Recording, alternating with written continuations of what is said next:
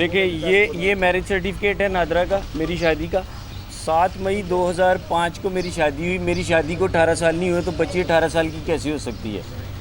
एक question mark है ना बहुत बड़ा कि वो झूठ बोल रहे हैं। ठीक है, ये मेरे बच्ची का बर्थ सर्टिफिकेट है 27 अप्रैल 2008।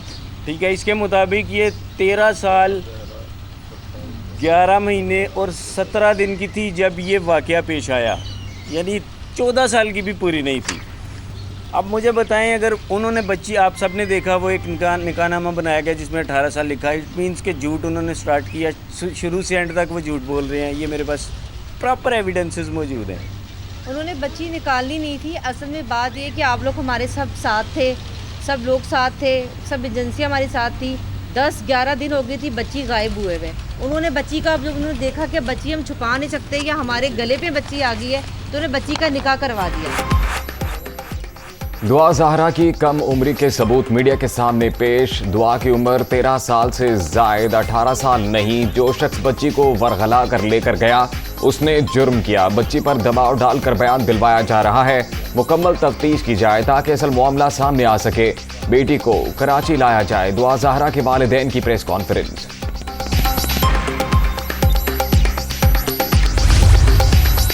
लाहौर की सेशन कोर्ट का दुआ ज़हरा को हिरासा करने से रोकने का हुक्म। बच्ची की दरख्वास्त पर अदालत ने पुलिस को तहफ़्फ़ुज़ यकीनी बनाने की हिदायत कर दी।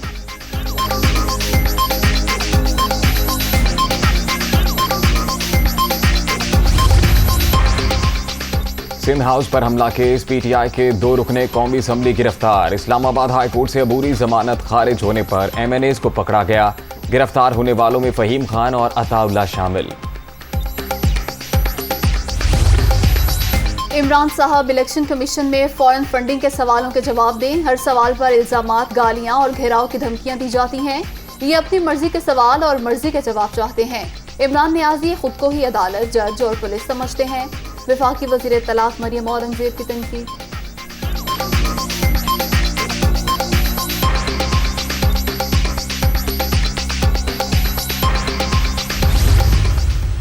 अब इमरान नियाज़ी कोशिश कर रहा है कि उसकी करप्शन पे सवाल ना पूछे जाएं। इलेक्शन कमीशन पर धावा बोलना इमरान नियाज़ी का ब्लैकमेलिंग हथकंडा है। फॉरेन फंडिंग केस में क्यों मुंह छुपाते फिर रहे हो? अगर इमरान नियाज़ी तुम्हारा हाथ साफ है तो फॉरेन फंडिंग का हिसाब दो। Imran Niazi foreign funding case में क्यों मुंह छुपा रहे हैं? दामन साफ है तो रसीदें दिखाएं, सबूत पेश करें। फॉरेन फंडिंग करने वालों ने इमरान खान के जरिए मुल्क की तबाही की। इलेक्शन कमीशन पर धावा बोलने का मकसद भी इदारे पर दबाव डालना है। वफाकी वजीर एहसन इकबाल की प्रेस कॉन्फ्रेंस।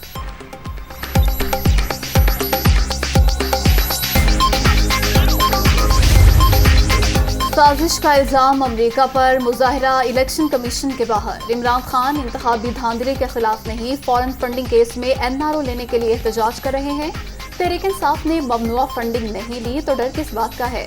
वफाकी वजीर शहीर रहमान का सवाल।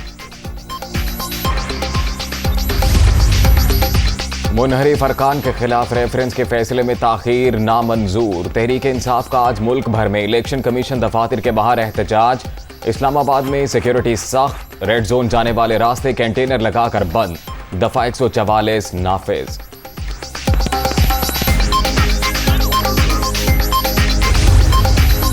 मरियम नवाज की उम्रे पर जाने के लिए पासपोर्ट वापस लेने की दरख्वास्त। लाहौर हाई कोर्ट के 2 रुकनी बेंच के मेंबर जस्टिस फारूक हैदर ने केस की समाअत से माजरत कर ली। नैब की लीगी रहनुमा के पासपोर्ट वापसी की दरख्वास्त की मुखालफत।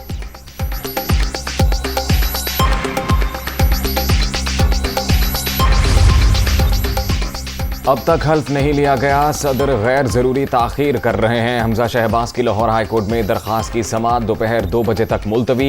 एडिशनल अटॉर्नी जनरल को विफाक से राबता करके हिदायत लेकर पेश होने की हिदायत।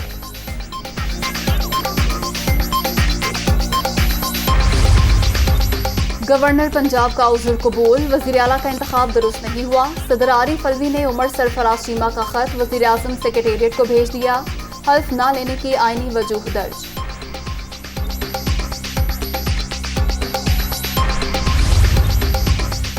इत्तेहादी हुकूमत के साथ बेहतर अंदाज में चलने का मिशन। बिलावल भुट्टो की ज़ेर सदारत पीपल्स पार्टी की मरकजी मजलिस आमला की अहम बैठक आज कराची में शेड्यूल।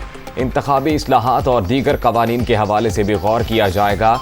इजलास के बाद चेयरमैन पीपल्स पार्टी इस्लामाबाद रवाना होंगे।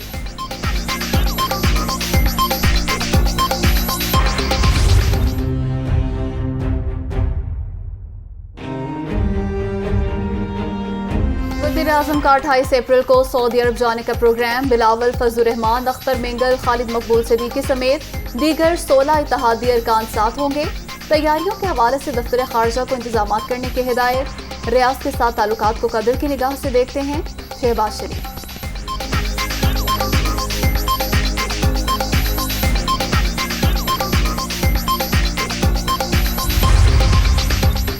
बशीर मेमन मनी लॉन्ड्रिंग समेत 3 मुकदमात में बेकसूर करार। तफ्तीश मुकम्मल हो चुकी। साबिक DG FIA तीनों मुकदमात में मुलव्वस नहीं। FIA हुकाम का लाहौर की सेशन अदालत में बयान।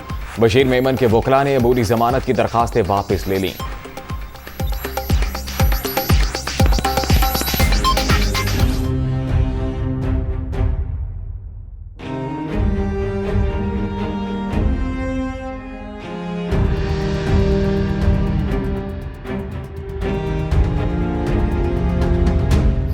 मुल्क भर में बिजली बहरान पर कैसे काबू पाया जाए। वज़ीर-ए-आज़म शहबाज शरीफ की ज़ेर सदारत अहम बैठक। लोड शेडिंग की वजूहात और बंद प्लांट्स को फाल बनाने के इक़दाम का जायजा। पावर प्लांट्स को ईंधन की फराहमी के हवाले से अमूर भी ज़ेर गौर।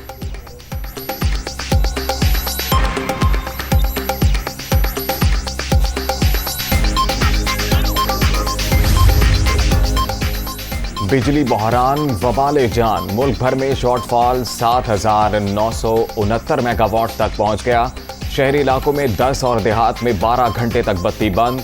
बिजली घरों को LNG और फर्नेस ऑयल की मतलूबा फराहमी ताहाल न हो सकी।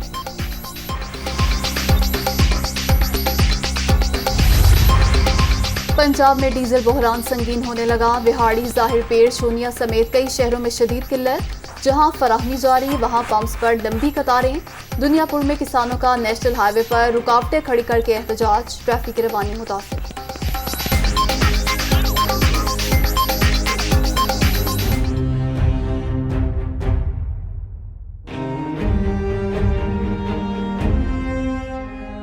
अवामी रिलीफ और सब्सिडी के लिए नाम के सस्ते रमज़ान बाजार। अवाम खार। फैसलाबाद में फलों, सब्जियों समेत दीगर अशिया ओपन मार्केट से भी महंगी।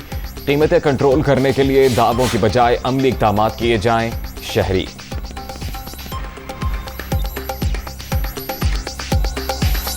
तो अगर आपने कंट्रोल बाजार लगाए हुए हैं तो उनमें थोड़ा फ़र्क होना तो चाहिए। यहाँ से चंद कदम पे जाएं, वही चीज़ आपको 50 रुपये कम रेट पे मिल रही है। इस बाज़ार लगाने का मकसद क्या है? ताकि आवाम को रिलीफ मिले, ना कि आवाम को लूटा जाए। गवर्नमेंट का इतना खर्चा, इतने लोग ड्यूटियों पे लगाए हुए हैं, उनका क्या फ़ायदा?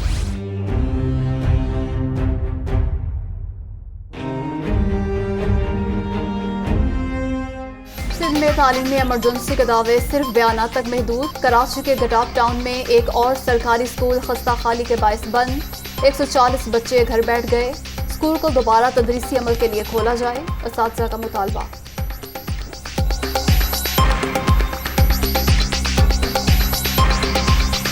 ऑफिसरों को भी कहा है, रिटर्न में भी कहा है, तो उन्होंने लेटर बना के दिया, चलो बिल्डिंग इंशाल्लाह ताला बन जाएगी।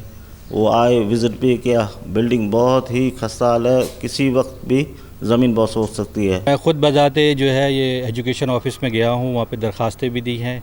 इनका एक मलीर में ऑफिस है जो बैठते हैं वहाँ पे EDO, वहाँ पे भी मैं गया हूँ। लेकिन सिर्फ यहाँ पे ये है कि टीचर प्रोवाइड नहीं हो रहा है। एक टीचर यहाँ पर आया था, फिर उसका कोई मसला हुआ कि उनके जो है बायोमेट्रिक का मसला था, तो उनको फिर कहीं और ट्रांसफ़र कर दिया। तो उस वक्त से ये स्कूल बंद है, और उस वक्त से ही बंद हुए से 5 साल है। महंगी तरीन डील। दुनिया के अमीर तरीन शख्स एलन मस्क ने ट्विटर खरीद लिया। सोशल मीडिया ऐप खरीदने के लिए $44 अरब की पेशकश कबूल कर ली गई। कंपनी के शेयर में नुमाया इजाफा।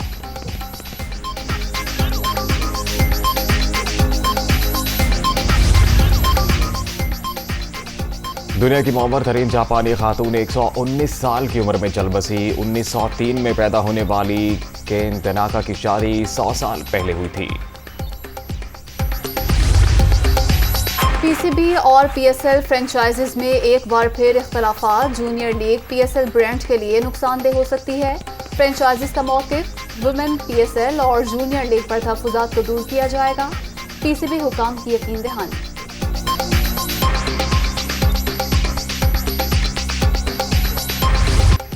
इटालियन फुटबॉल लीग के दिलचस्प मुकाबले जारी। यूवेंटस ने एफसी ससोलो को 2-1 से शिकस्त दे दी। फातेह टीम के स्टार खिलाड़ी मोइस केन का शानदार गोल।